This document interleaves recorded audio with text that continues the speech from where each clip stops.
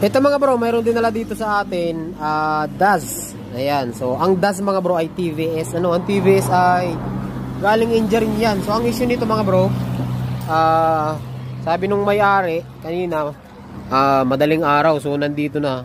Sabi, maingay daw, tapos ang kunat ng gulong pagka pinapaandar. So chinik natin mga bro, ang naging problema niya is yung bearing dito sa axle. So bali, binunot ko na yan mga bro, no?